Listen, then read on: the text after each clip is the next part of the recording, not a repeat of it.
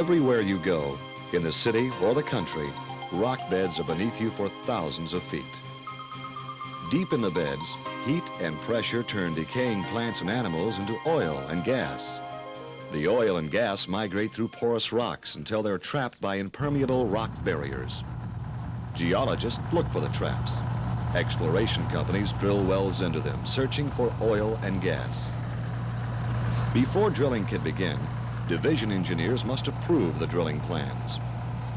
The plans include the protection of surface and underground environments. During drilling, heavy drilling mud is circulated into the well to control underground pressures. Blowout prevention equipment installed on every wellhead acts as a backup pressure control system. With it, a well can be shut in at any time. Division engineers specify the blowout prevention equipment used on each well. They witness tests to ensure the equipment is in operating order. Good well control training and widespread use of blowout prevention equipment have made California blowouts rare. About 68,000 oil and gas wells were drilled in the state from 1954 through 1980. Only 31 blowouts occurred during this time, with little environmental damage. Drilling oil wells in an urban area is a safe but sometimes noisy task. Therefore, drilling rigs are especially designed to muffle sound.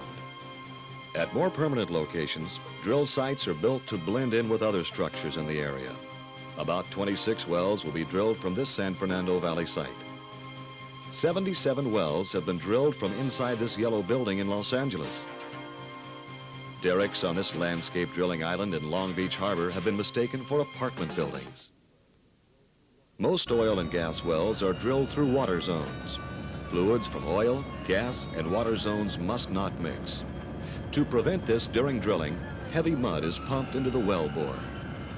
These zones are sealed when sections of pipe, called casing, are cemented in the hole. Cement is pumped down the well, through the casing, out beneath it, and back to the surface. To check the cement seal, operators may be required to conduct a water shutoff test witnessed by a division engineer. The casing is perforated through productive oil and gas zones. Depending on reservoir type and pressure, different kinds of production equipment are installed. The amount of oil and gas produced from every well is reported to the division each month. Sometimes, sumps are dug on oil and gas leases. The sumps, open depressions holding oil and water, can be dangerous to wildlife. 12 years ago, the division began to locate and classify California oil field sumps. Today, all of the hazardous sumps have been screened or eliminated. Good housekeeping is encouraged at all oil and gas leases. This makes leases more attractive, safer, and environmentally acceptable. Each year, recipients are chosen for a lease award.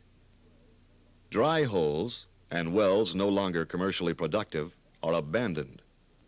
To abandon a well, cement is placed across all oil zones, freshwater, saltwater contact zones, and at the surface. The rest of the well is filled with heavy drilling mud. Before 1915, many California wells were abandoned incorrectly. Today, when these wells are found, they are properly abandoned. Money from a special fund may be used for the work. The Division of Oil and Gas protects California's oil, gas, and geothermal resources. It encourages the wise development of these natural resources through good conservation and engineering practices.